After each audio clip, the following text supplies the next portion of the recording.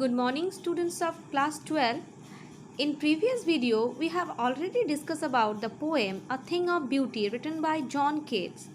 In previous video, we had already discussed the two stanza of this poem and explained its meaning.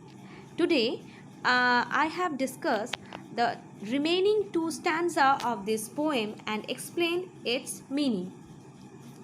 So let's start. Some shape of beauty moves away the pearl from our dark spirit, such the sun, the moon, the trees old and young, sprouting a shady boon.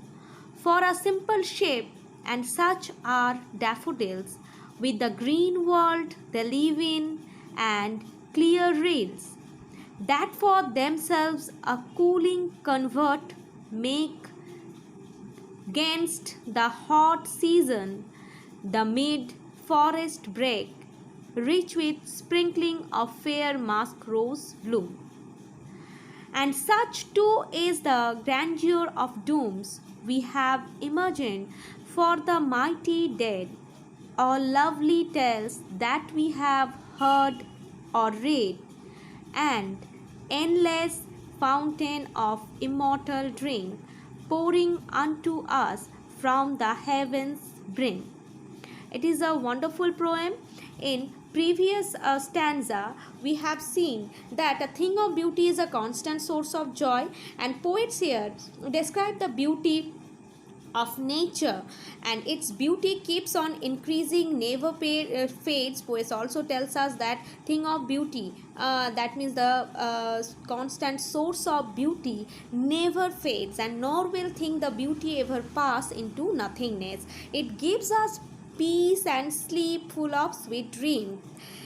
In this two stanza, we have already read this two stanza. In this two stanza, poet explained that in spite of all these sufferings, mankind has a hope, and a thing of beauty never disappoints us, and it is never devalued. Some shape of beauty removes the pall of sadness and suffering that covers our spirits. The sun, the moon, the trees old and young, and the beautiful daffodils flowers, small streams of clear water, forest fern, and thickets and marks roses are constant source of we all poet also mentioned all these are the source of happiness, and all these are the parts of beauty, and these beautiful things of nature sweet, soothing, and happy. In the last stanza, poet describes that these beauties of nature are lovelier than all lovely tales that we have heard or read. We also enjoy the beautiful tales or beautiful stories, and we read all these stories to enjoy our thoughts, can make its shapes also. Nature is an endless fountain pouring into us a heavenly immortal drink, but this natural beauty is a constant source, and it is an endless fountain, like a stream. It is endless, which pouring into us in a heavenly immortal drink. So students, these are the explanations of this poem. In next class, we will give the question and answer from this chapter.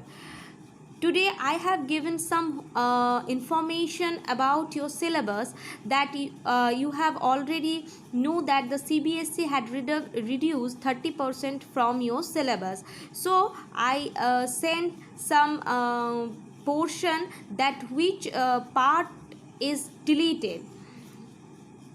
Thank you.